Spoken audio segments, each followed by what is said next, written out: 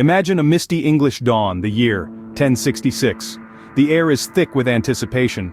But what if this isn't just any dawn? Picture a landscape steeped in tension, the calm before the storm. A day poised on the edge of a sword, an entire kingdom holding its breath. The sun rises, casting long shadows over a battlefield yet untouched by the clamor of war. This dawn marked a day that would forever change the course of history. Two men stood at the heart of this momentous day: King Harold Godwinson and Duke William of Normandy. As the dawn broke over the misty English landscape, these two formidable figures, each with his own claim to the English throne, prepared for an epic clash that would forever alter the course of history. King Harold Godwinson, a man who ascended the throne under the shadow of his brother's death, had a claim that was largely accepted by his people. He was a man of the soil, a leader who understood the intricacies of the land he ruled. His reign, though short-lived, was marked by a profound sense of duty and a deep connection with his subjects. His claim to the throne was based on the testament of the late King Edward the Confessor, who on his deathbed had allegedly pronounced Harold as his successor. On the other side of the English Channel, Duke William of Normandy saw things differently. He believed that the throne of England was rightfully his, based on a promise made by Harold himself during a visit to Normandy several years prior. William was a man of ambition and determination, a seasoned warrior who had proven himself in the harsh landscapes of Normandy. He was a man who was not afraid to use force to achieve his goals. These two men, each with his own strengths and weaknesses, each with his own vision for England, were the key figures in one of the most significant battles in English history. Their personal stakes were high. For Harold, it was about defending his claim and his homeland. For William, it was about fulfilling a promise and expanding his dominion. The tension between these two men, their contrasting personalities and the high stakes of the impending battle, all contributed to the charged atmosphere that hung over the English landscape that fateful day. The people of England held their breath, waiting to see who would emerge victorious, who would claim the throne, and who would shape the future of their beloved country. Two men, two claims, one throne. The stage was set for an epic battle. As the sun rose, the Battle of Hastings began in earnest. This was not just a battle of swords and shields, but a clash of ambitions, a test of resolve, and a defining moment in history. On one side stood King Harold Godwinson, the recently crowned monarch of England, determined to defend his realm and secure his legacy. On the other was Duke William of Normandy, a formidable adversary, burning with the desire to claim what he believed to be rightfully his. The air was heavy with anticipation as both sides lined up on the battlefield. Harold's forces, comprised mostly of foot soldiers, formed a formidable shield wall on a ridge, presenting a daunting obstacle for William's cavalry and archers. It was a tactical move designed to capitalize on their strength in numbers and the elevated position. William, however, was not to be outdone.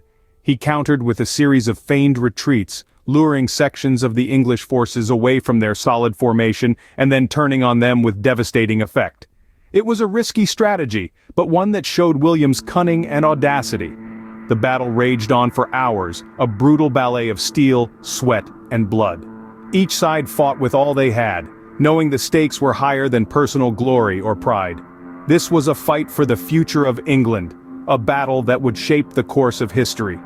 As the day wore on, the tide of battle began to turn. Harold was killed, by an arrow to the eye, as the legend goes.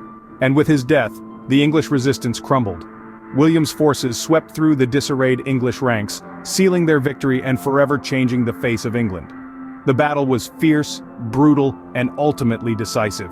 It marked the end of Anglo-Saxon rule and the beginning of Norman dominance, a shift that would have profound implications for the culture, language, and society of England. And it all hinged on the events of one long, bloody day on a battlefield in Hastings. The dust settled, revealing the profound impact of the battle. As the echoes of clashing swords and thundering hooves faded into silence, the grim aftermath of the Battle of Hastings came into sharp focus. The landscape was forever altered, littered with the fallen, and the air heavy with the weight of lost lives. But along with the immediate physical toll, the battle had far-reaching effects that transformed England's culture, language, and society. Historians often speak of the Norman conquest as a pivotal moment that marked the end of the Old English era and the beginning of Middle English. The Normans brought with them their own language, Old Norman, which over time mingled with the vernacular of the English people. This linguistic blend resulted in a rich tapestry of words that significantly expanded the English vocabulary and reshaped the language as we know it today. The societal structure also underwent a dramatic shift following the battle. The Normans implemented a system of feudalism, replacing the existing English elite with Norman lords. This reshuffling of power created a pyramid-like hierarchy, with the king at the top, followed by the nobles, knights, and serfs. This system, while oppressive to many, brought a certain level of order and stability to the land. The cultural changes were equally profound. Norman influence permeated all aspects of life, from architecture to fashion, from education to law. Majestic stone castles started to dot the English landscape, replacing the wooden Motte and Bailey forts of the Anglo-Saxons. Fashion saw the introduction of tunics and hose, while the legal system adopted Norman laws and procedures. But perhaps one of the most significant impacts was on England's identity itself. The Battle of Hastings ignited a fusion of cultures that would, over the centuries, shape the unique and diverse character of England we know today. The Battle of Hastings left an indelible mark on England. This was not just a battle, it was the birth of a new era, a turning point that changed the course of history and left a lasting legacy that continues to echo throughout the ages. The echoes of this battle still resonate today. The Battle of Hastings, a clash that took place over 9 centuries ago, has left an indelible mark on the British identity. The aftermath of the battle saw Duke William of Normandy, now William the Conqueror, ascend to the English throne. His reign brought about sweeping changes across the nation, influencing its culture, language, and society in ways that still reverberate in modern Britain. William's rule introduced a new era of Norman influence. The Normans were not just conquerors, they were builders, administrators, and lawmakers. They erected grand castles and cathedrals, symbols of their power that dot the English landscape even today.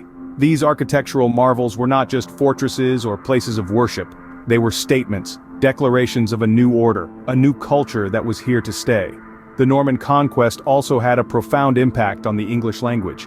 English, a Germanic language, started absorbing elements from Norman French, a Romance language. This fusion resulted in what we now recognize as modern English. Words relating to art, culture, fashion, law, and government, among others, have Norman roots. It's fascinating, isn't it? Every time we engage in conversation, we unwittingly pay homage to this historic event. Moreover, the Battle of Hastings brought about a shift in the societal structure. The old Anglo-Saxon nobility was replaced by a new Norman elite. This change in the ruling class had a ripple effect on the social, political, and economic fabric of the country. The feudal system, introduced by the Normans, became the backbone of medieval English society. The Battle of Hastings, a pivotal moment in history that shaped the England we know today. It wasn't just a battle, it was a turning point, a transformative event that forever altered the course of a nation. The echoes of this battle indeed still resonate today, reminding us of how a single event can change the trajectory of history. But what does this all mean for us today?